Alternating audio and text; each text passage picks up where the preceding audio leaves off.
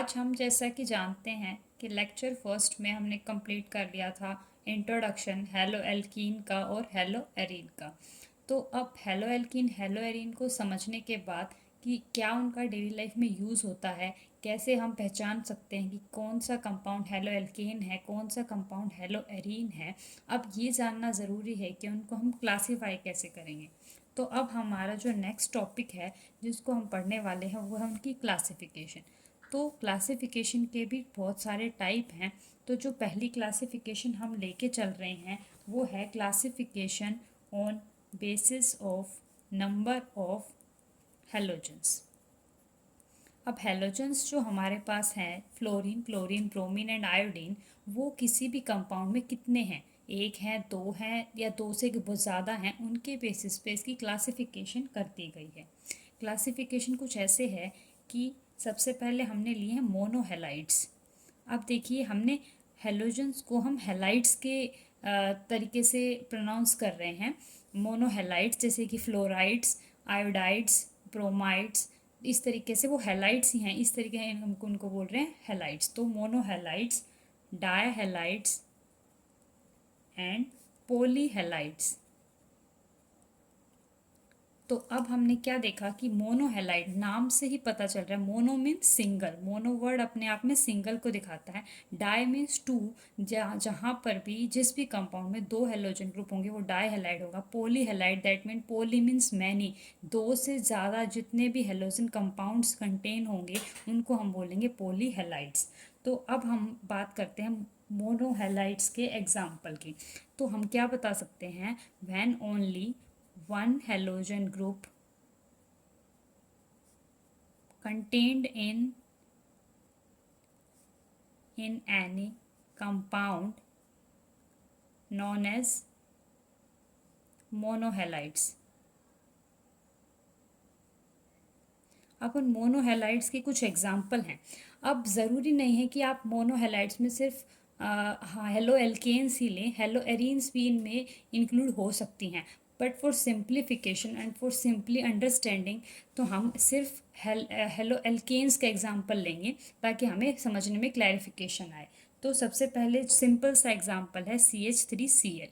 अब आपको ये कुछ सिमिलर सा लग रहा है, किस जैसा, CH4 जैसा। जैसे कि CH4 था, उसमें से अगर हम किसी एक हाइड्रोजन को रिप्लेस करके क्लोरीन लगा देते हैं तो CH3Cl बन जाता है। तो इसमें सिर्फ एक ही पोजीशन को रिप्लेस किया गया है हेलाइड से, वो भी क्लोराइड से, तो इसको हमने बोला मोनोहेलाइड। ये मोनोहेलाइड की कैटेगरी में आ गया। ऐसे ही डायहेलाइड्स, डायहेलाइड्स क्या, जब when two halogens contained in any compound, उसको हम क्या बोलेंगे, नॉन एज डायहेलाइड्स। अब जो डायहेलाइड्स होते हैं वो फर्दर दो टाइप के हो सकते हैं। किसी कंपाउंड में जो दो हेलोजेंस हैं वो दो किन्हीं दो पोजीशंस पे जब लग रहे हैं तो उनको हमने अलग अलग नाम दिए हैं, जैसे कि विसिनल डायहेलाइड और जेमिनल डायहेलाइड। विसिनल और जेमिनल ये दो पोजीशंस हैं किसी भी सिस्टम के अंदर। जैसे कि आप, हमें पता है जेमिनल वर्ड जेम से निकला है। जेम मीन्स क्या होता है, अनमोल धातु। तो अनमोल है कोई चीज़, तो मतलब किसी एक बंदे में अनमोल चीज़ें आ जाती हैं, तो ये उस चीज़ से निकला है, आप ऐसे याद रख सकते हो। Geminal that means contained on one position.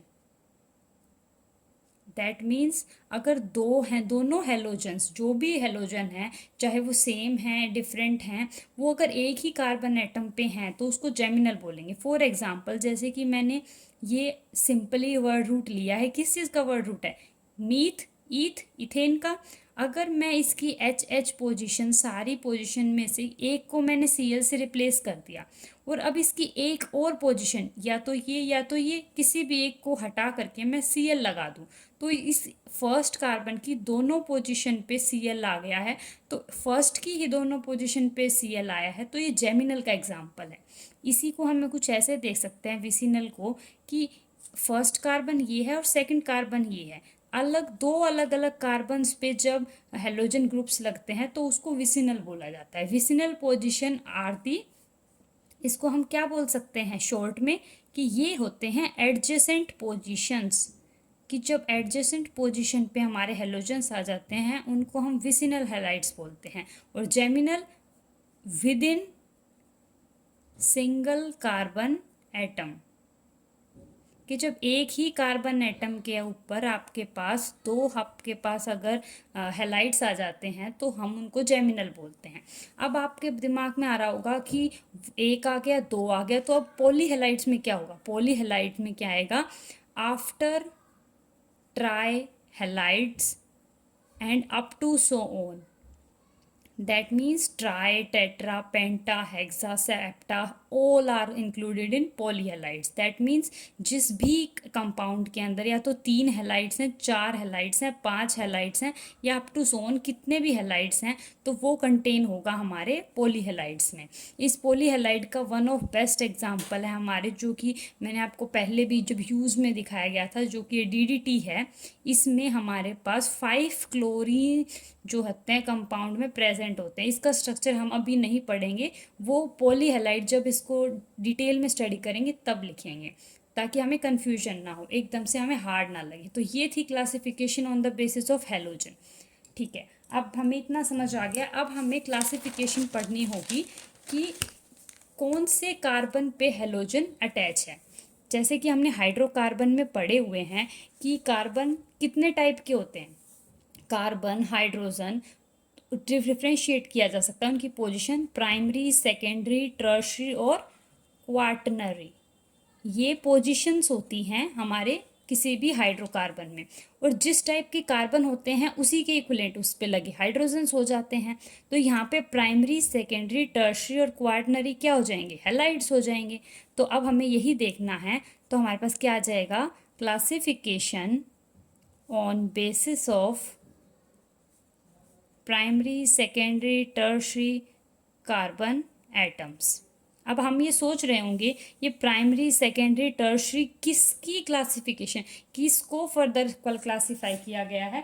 तो ये क्लासिफाई किया गया है मोनोहैलाइड को। हमने अभी भी पीछे पढ़ा था मोनो, डाई और पॉलीहैलाइड्स। तो जो मोनोहैलाइड्स हैं उन्हीं को फर्दर क्लासिफाई किया गया कि उनकी प्राइमरी पोजीशन, सेकेंडरी पोजीशन या टर्शियरी पोजीशन पे क्लोरीन तो नहीं लगा है, तो हमें उसको क्लासिफाई किया गया है मोनोहैलाइड्स को लेकर के। अब जैसे कि मैं मोनोहैलाइड्स का एग्जांपल क्यों ले रही हूँ, क्योंकि मोनोहैलाइड्स में आप किसी एक पोजीशन को पकड़ेंगे, या तो वो प्राइमरी होगी या सेकेंडरी होगी या टर्शियरी होगी, उसको ही आप डिफ्रेंशिएट कर सकते हो। अगर किन्हीं दो पोजीशंस पे लग गया है तो वो दोनों पोजीशन अपने आप में प्राइमरी भी, ऐसा भी हो सकता है कि जो दोनों क्लोरीन लगे हैं एक प्राइमरी हो एक सेकेंडरी हो। तो हम बेसिक आइडिया लेके चल रहे हैं कि हम मोनोहैलाइड लेके चलते हैं और उसी को कंसीडर करते हैं कि इस पोजीशन को हम प्राइमरी बोलेंगे, सेकेंडरी बोलेंगे या टर्शियरी बोलेंगे। आगे हम फर्दर एग्जांपल देखेंगे कि एक ही सिस्टम के अंदर अलग अलग टाइप की पोजीशंस हो सकती हैं। प्राइमरी भी पोजीशन पॉसिबल है, सेकेंडरी भी, टर्शियरी भी, क्वाटरनरी भी। उसको समझने से पहले हमें समझना होगा प्राइमरी, सेकेंडरी, टर्शियरी जो हम इतनी देर से बोल रहे हैं उनको पहचानेंगे कैसे। तो देखते हैं primary position, secondary position, tertiary और क्वाटरनरी पोजीशन। तो सबसे पहले प्राइमरी पोजीशन क्या होती है? Primary means 1, secondary means 2, tertiary means 3। तो देखिए कुछ ऐसा ही है इनका भी रूल कि प्राइमरी पोजीशन क्या है, कि जब हम यहाँ पे हैलाइड्स की बात कर रहे हैं, अगर जनरली कार्बन भी होता तो सबसे पहले कार्बन ही मान लीजिए। व्हेन कोई भी carbon, any carbon attached to only single carbon atom, तो वो प्राइमरी पोजीशन पे अटैच है, वो प्राइमरी कार्बन है। फॉर एग्जांपल अगर मैं बात कर रही हूँ इस फर्स्ट कार्बन पोजीशन की, तो अगर ये जो फर्स्ट कार्बन है इसकी वैलेंसी कैसे पूरी हुई? 3 हाइड्रोजन से और एक दूसरे कार्बन से। तो ये जो कार्बन है ये सिर्फ एक ही कार्बन से अटैच है, तो इस कार्बन को हम बोलेंगे प्राइमरी कार्बन। और ये जो दूसरा कार्बन है ये भी एक ही कार्बन से अटैच है, दैट मीन्स ये भी प्राइमरी कार्बन है। और जिस भी कार्बन को हम आइडेंटिफाई करने लगते हैं, जैसे हमने इस कार्बन को आइडेंटिफाई किया है, तो इस पे लगने वाला हर हाइड्रोजन भी क्या होगा, प्राइमरी। इस कार्बन पे हर हाइड्रोजन भी क्या होगा, प्राइमरी। तो अब हैलाइड्स में भी कुछ ऐसा ही है, किसी भी एक पोजीशन को हम क्या कर देते हैं, हैलाइड से इंटरचेंज कर देते हैं, H को हटा दो और X को ऐड कर दो। तो किसी भी एक पोजीशन को मैंने Cl, X को मैंने Cl नेगेटिव माना और उसको ऐड करा दिया। तो अगर मैंने यहाँ ऐड कराया तो अब आप क्या देख रहे हैं, क्लोरीन किसी ऐसे कार्बन से अटैच है जो कि सिर्फ इस एक कार्बन से अटैच है। देखिए, अब हम इस प्रॉपर्टी को डिस्कस करते थे कि इस कार्बन के बारे में डिस्कस करते थे कि किस कार्बन से अटैच है, कितने कार्बन से अटैच है, तो सिर्फ एक ही कार्बन से है। तो ऐसी पोजीशन पे जाके हैलाइड लगे जो कि प्राइमरी हो तो उसको हम क्या बोलेंगे, प्राइमरी हैलाइड, है ना, क्योंकि ये प्राइमरी पोजीशन थी। अब हमें क्या जानना है, सेकेंडरी हैलाइड्स। ऐसी पोजीशन जहाँ पे हैलाइड सेकेंडरी पोजीशन पे जाके लगे, आपने सुना होगा आइसोप्रोपाइल, है ना। तो अब हम आइसोप्रोपाइल का स्ट्रक्चर बनाते हैं। आइसो मीन्स होती है सेकेंडरी पोजीशन। तो देखते हैं अभी आइसोप्रोपाइल कैसे बना सकते हैं हम। ये हमारे पास है आइसो पोजीशन। अगर मैं इस कार्बन की बात करूं, कार्बन नंबर 1, कार्बन नंबर 2 और कार्बन नंबर 3, अगर इस कार्बन की मैं बात करूं तो ये इस साइड से एक कार्बन से अटैच है, दूसरी साइड दूसरे कार्बन से अटैच है, तो ये आइसो पोजीशन है जो कि दो साइड से कार्बन से अटैच है। अगर मैं इसमें से ये वाला या ये वाला, अगर मैं इन दोनों की हाइड्रोजन की बात करूं तो ये दोनों सेकेंडरी हाइड्रोजन्स हो गए, क्योंकि ये ऐसे कार्बन से अटैच है जो दो कार्बन से अटैच है। तो अगर ये कार्बन सेकेंडरी है तो ये दोनों हाइड्रोजन भी सेकेंडरी हुए। ये कैसे हाइड्रोजन्स हैं, ये देखिए, ये सिर्फ एक कार्बन से अटैच है ये कार्बन, तो इसके ऊपर लगने वाले दोनों हाइड्रोजन प्राइमरी, इसके ऊपर लगने वाले तीनों का हाइड्रोजन प्राइमरी, क्योंकि ये एक ही कार्बन से अटैच है। तो देखिए, मैंने आपको बोला था ऐसे स्ट्रक्चर भी आएंगे जिसके अंदर विद इन सिंगल हमारे पास कंपाउंड के अंदर हम प्राइमरी पोजीशन भी आइडेंटिफाई कर पा रहे हैं और सेकेंडरी भी कर पा रहे हैं। तो अगर इस पोजीशन, इन दोनों पोजीशन, इसको मैं HA का नाम दे दूं, इसको HB का नाम दे दूं, तो अगर मैं HA को, ये दोनों इक्विवेलेंट हैं, HA टाइप के हैं क्योंकि ये दोनों सेकेंडरी हैं, ये B टाइप के हैं, है ना, क्योंकि ये प्राइमरी हैं। तो अगर मैं HA वाले टाइप के हाइड्रोजन को हटा दूं तो और उस जगह पे क्या लगा दूं, Cl लगा देती हूं मैं, तो मुझे क्या मिल रहा है, ये जो पोजीशन पे लगा है ये क्या है, सेकेंडरी पोजीशन पे हैलाइड लगा है, तो ये सेकेंडरी हैलाइड हो जाएगा। सिमिलरली जब हमारे पास, आपने एक एग्जांपल सुना होगा neopentane, neo position means tertiary position, तो ऐसी पोजीशन जिसमें कार्बन जो है 3 कार्बन से अटैच होता है, तो एक साइड से हो गया, दूसरी साइड से हो गया। इस कार्बन को देखिए, ये एक साइड से एक कार्बन से, एक साइड से इस कार्बन से और एक साइड से इस कार्बन, तो बची साइड पे क्या लगा दें, H लगा दें, टेट्रावैलेंसी पूरी करनी है। अब इस कार्बन को देखिए, ये टर्शरी है, इसके ऊपर लगा हाइड्रोजन क्या होगा, टर्शरी हाइड्रोजन होगा, तो इसको क्यों ना रिमूव कर दिया जाए, इसको रिमूव कर देते हैं। तो इसको रिमूव करने के बाद जो हैलाइड यहाँ पे लगेगा वो क्या हो जाएगा, टर्शरी हैलाइड, क्योंकि ये हैलाइड जिस कार्बन से अटैच है वो कार्बन ही क्या है, टर्शरी है। सिमिलरली हम बात कर रहे हैं क्वार्टनरी की, तो क्वार्टनरी में क्या होता है, ऐसी पोजीशन जो कि 4 कार्बन एटम से सराउंडेड होती है उसको हम क्या बोलते हैं, क्वार्टनरी पोजीशन। बेसिकली हमारे पास मेन इसमें यही समझने का है कि क्लासिफिकेशन हमने की है हैलाइड्स की उनकी पोजीशंस के अकॉर्डिंग, कि किसी जिस भी पोजीशन पे हैलाइड्स जुड़े हैं वो कैसी है, वो प्राइमरी है, सेकेंडरी है, टर्शरी है कि क्वार्टनरी है। जिस भी पोजीशन पे हैलाइड जुड़ा वो कार्बन कितने और कार्बन से जुड़ा हुआ है, एक कार्बन से जुड़ा हुआ है प्राइमरी हैलाइड, 2 से जुड़ा हुआ है सेकेंडरी हैलाइड, 3 से जुड़ा हुआ है टर्शरी हैलाइड और 4 से जुड़ा हुआ है तो क्वार्टनरी हैलाइड। तो ये हमारी क्लासिफिकेशंस हो गई। क्लासिफिकेशन किस किस के बेस पे पढ़ ली, उनके पोजीशंस के बेस पे, और हमने पढ़ी है classification based on number of halogens. तो अब हमें पढ़नी है क्लासिफिकेशन बेस्ड ऑन हाइब्रिडाइजेशन। हमने पढ़नी है क्लासिफिकेशन बेस्ड ऑन हाइब्रिडाइजेशन, क्योंकि हम इस चैप्टर को जब शुरुआत से पढ़ने लगे थे तो हम एक बात नोटिस की कर रहे थे कि जब भी हमारे पास हेलोजन ग्रुप sp3 कार्बन से अटैच होगा तो वो हेलो एल्केन का होगा, और जब भी हमारे पास कोई भी हेलोजन sp2 कार्बन से जुड़ा होगा तो वो हेलो एरीन होगा। हमने डेफिनेशन में ही स्टार्टिंग में पढ़ा था, देखिए, compound containing halogen atom connected to sp3 carbon atom. तो जब भी sp3 कोई कार्बन एटम होगा उससे अगर कोई हेलोजन आके जुड़ जाता है तो वो हेलो एल्केन हो जाता है, और sp2 कार्बन से जुड़ता है तो हेलो एरीन हो जाता है। तो अब भी हमें यही क्लासिफाई करना है कि कब कौन कौन सी पोजीशन sp3 है, तो कब हम उसको हेलो एल्केन और हेलो एरीन की कैटेगरी में डाल रहे हैं, क्योंकि अब तक हमारे दिमाग में यही चल रहा है कि जो सैचुरेटेड सिस्टम होगा सिर्फ वही हेलो एल्केन में आएगा और जो अनसैचुरेटेड होगा वो कहीं ना कहीं हेलो एरीन में जाएगा। तो अब हमें दिमाग में ये बात क्लैरिफाई करनी है कि हर अनसैचुरेटेड हेलो एरीन में जाए वो भी ज़रूरी नहीं है, और हर सैचुरेटेड या अनसैचुरेटेड का जो ये कॉन्सेप्ट है ये कैसे क्लैरिफाई करना है वो अब हमें समझना है। तो सबसे पहले हम देखेंगे क्लासिफिकेशन sp3 कार्बन एटम की और sp2 कार्बन एटम की, क्योंकि यही दो हमने हेलो एल्केन और हेलो एरीन में हमें कन्फ्यूजन क्रिएट कर रही हैं। तो जो sp3 कार्बन एटम है अब हम उसकी देखते हैं। सबसे पहले देखते हैं एलाइलिक पोजीशन पे, फिर देखेंगे बेंजाइलिक पे, और एक नॉर्मल जो sp3 कार्बन एटम होगा उसमें, जो कि क्या होगा, सैचुरेटेड पोजीशंस होंगी।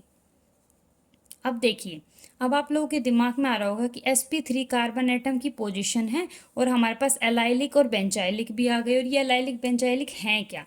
अब कुछ नहीं, इन दोनों पोजीशंस में कहीं ना कहीं डबल बॉन्ड आएगा। दैट मीन्स हमारे पास सिस्टम में sp3 भी बोल रहे हैं, हम डबल बॉन्ड भी बोल रहे हैं, और ये बोल रहे हैं कि ये हेलो एल्केन्स होंगे और ये वाले हेलो एरीन्स होंगे। हमने तो अब तक ये पढ़ा था कि हेलो एल्कीन्स में कोई भी अनसैचुरेशन नहीं आएगी, सब sp3 कार्बन एटम होगा। पर मैंने ये कब बोला कि एलाइलिक और बेंजाइलिक में जो कार्बन एटम जिससे हेलोजन अटैच है वो sp3 नहीं है।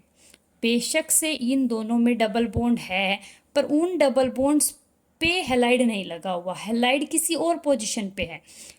अगर वो हेलो एल्कीन है तो वो sp3 पोजीशन पे ही है, अगर वो हेलो एरीन है तो हेलोजन sp2 पे ही है। अब हमें यही समझना है। तो पहले हम एलाइलिक पोजीशन देख लेते हैं, एलाइलिक पोजीशन क्या होती है। तो एक सिंपल सी बात हमेशा याद रखेंगे, डबल बॉन्ड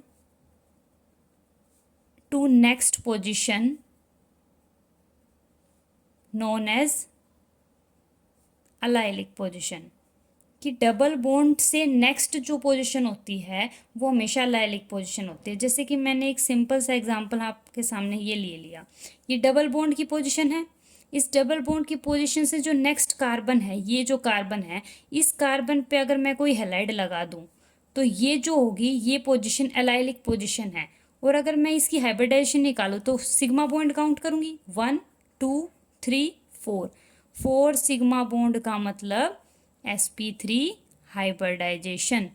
तो अब हमें ये बात समझ में आ गई कि एलाइलिक पोजीशन में अगर हमारे पास किसी भी carbon atom sp3 carbon atom पे हेलाइड लगा हुआ है तो बेशक यहाँ अनसैचुरेशन प्रेजेंट है, फिर भी ये कंपाउंड किस कैटेगरी का होगा, हेलो एल्केन टाइप का। अब हमारे पास दूसरा आता है बेंजाइलिक पोजीशन। बेंजाइलिक में क्या होगा कि बेंजीन हमने पढ़ा था, बेंजीन हमारे पास क्या सिस्टम था, ये वाला सिस्टम था हमारे पास बेंजीन। अब अगर मैं इस वाली पोजीशन की बात करूं, इस वाली पोजीशन की, तो इस सिस्टम को उठा लूं, कुछ इस टाइप का है। तो ये तो कैसा सिस्टम है, ये तो sp2 कार्बन टाइप का सिस्टम है। 1 sigma bond, 2 sigma bond, 3 sigma bond. तो 3 सिग्मा बॉन्ड का मतलब 2 + 1 क्या, 3। तो ये तो sp2 हाइब्रिडाइज्ड हो गया। पर अगर मैं इसके ऊपर किसी कार्बन को मैंने लगा दिया तो कार्बन आते ही तो 4 वैलेंसी मांगता है, 1 2 3 4। अब मैं इसके ऊपर किसी कार्बन को लगा के हैलाइड को लगा दूं तो ये पोजीशन हमारे पास क्या हो जाएगी, बेंजाइलिक पोजीशन। मतलब यहाँ जो कार्बन है जिससे हैलाइड अटैच है वो क्या है, sp3 हाइब्रिडाइज्ड है। या फिर इसका एक और एग्जांपल हो सकता है कि आप ये पोजीशन बना सकते हैं CH2X, जिसको हम क्या बोल सकते हैं, बेंजाइलिक हैलाइड CH2X, कि डायरेक्ट उस कार्बन से अटैच नहीं है जो sp2 है, उससे नेक्स्ट एक कार्बन जो कि sp3 हाइब्रिडाइज्ड है उससे अगर X अटैच है तो उसको हम बोलते हैं बेंजाइलिक पोजीशन। बेंजीन से नेक्स्ट एक कार्बन से शुरू होती है बेंजाइलिक पोजीशन। इसको एलाइलिक क्यों बोला, क्योंकि ये एक क्या थी, साइक्लिक चेन नहीं थी, ये एक स्ट्रेट चेन थी, ये क्लोज्ड नहीं थी, ये एरोमेटिक नहीं थी, तो ये एलाइलिक है। बेंजाइलिक में आप ये समझ सकते हो बेंजीन टाइप पोर्शन जो एरोमेटिक होता है जिसमें sp2 टाइप सिस्टम है, उससे नेक्स्ट एक कार्बन आए जो कि sp3 हो और उससे एक्स अटैच है तो वो बेंजाइलिक पोजीशन है। तो एलाइलिक बेंजाइलिक हो गए हैं। नॉर्मल sp3 कार्बन एटम जो कि हम पढ़ते हैं, कोई भी एग्जांपल ले लेते हैं, जैसे कि ये प्रोपेन में कोई भी एक्स लगा दिया, या फिर 2 कार्बन एटम की एक चेन ले ली, ब्यूटेन में एक एक्स लगा दिया। तो ये तो है हमारे सिंपल sp3 जिनको हम सिंपल देख के भी बता सकते हैं क्योंकि ये सैचुरेटेड सिस्टम है। तो हमें पता है सैचुरेटेड सिस्टम में तो हमेशा sp3 हाइब्रिडाइजेशन होती है। पर बेसिकली जो कन्फ्यूजन आ रही थी वो आ रही थी एलाइलिक और बेंजाइलिक में, क्योंकि यहाँ कहीं ना कहीं अनसैचुरेशन थी। तो अनसैचुरेशन से हमें नहीं देखना है, हमें देखना है किस कार्बन एटम से हेलोजन जुड़ा हुआ है। अगर वो sp3 है तो वो पक्का से हमारे पास हेलो एल्केन ही होगा। अब देख लेते हैं हेलो एरीन। अब हेलो एरीन्स की क्लासिफिकेशन कैसे की जाए, तो हेलो एरीन में कुछ नहीं है कि जब आपके पास sp2 कार्बन एटम से डायरेक्टली बॉन्डेड होगा हमारा कोई भी हैलाइड, उसको हम बोलते हैं हेलो एरीन्स। जैसे कि फॉर एग्जांपल मैं एक कंपाउंड ले रही हूँ इस टाइप का, अगर मैंने ये देखो, अब मैंने क्या किया, इस सारे सिस्टम में कोई अनसैचुरेशन नहीं है, ना ही ये कोई एरोमेटिक कंपाउंड है। क्यों, क्योंकि इसमें तो 1 2 सिर्फ 2 पाई इलेक्ट्रॉन सिस्टम है, 4n+2 पाई इलेक्ट्रॉन सिस्टम नहीं है, ना ही कंजुगेशन है, ना ही इसने प्लेनरिटी को कंफर्म किया कि हर एक कार्बन एटम sp2 हाइब्रिडाइज्ड होना चाहिए था, पर वो नहीं हुआ। तो हैंस ये क्या समझ में आया हमें कि ये जो कंपाउंड है ये एरोमेटिक नहीं है। एरोमेटिक नहीं है तो हमें तो ये हेलो एरीन प्रूव करना है। तो कैसे समझ में आ रहा है हमें कि ये जो डबल बॉन्डेड कार्बन है जो कि sp2 है उससे x डायरेक्टली अटैच है, तो ये क्या आ गया, हेलो एरीन का एग्जाम्पल आ गया। इसका एक और एग्जाम्पल देख लेते हैं। जैसे कि हमारे पास कुछ ऐसे है,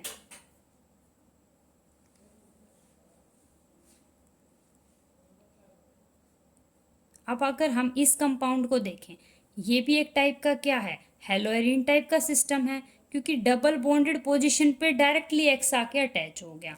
तो बस हमें ये देखना है कि डबल बॉन्डेड पे डायरेक्टली अगर एक्स आके अटैच हो जा रहा है तो उस पोजीशन को हम हेलो एरीन बोलेंगे। तो अब हम अपने वीडियो को यहीं स्टॉप करते हैं। अगली वीडियो लेक्चर में हम सीखेंगे इनके आयुपैक नेम, हेलो एल्कीन के, हेलो एरीन के, और डिफ्रेंशिएट भी करना सीखेंगे कुछ एग्जांपल्स कि कैसे हम प्राइमरी सेकेंडरी टर्शरी किसी भी सिस्टम के अंदर कैटेगराइज करते हैं, उनके कॉमन नेम सीखेंगे। सो थैंक यू एवरीवन मेरी वीडियो को देखने के लिए, और मैं रिक्वेस्ट करूँगी कि आप मेरी वीडियो को लास्ट तक देखें, कमेंट करें, इससे मुझे कॉन्फिडेंस मिलता है। So thank you everyone, please like subscribe my channel, thank you.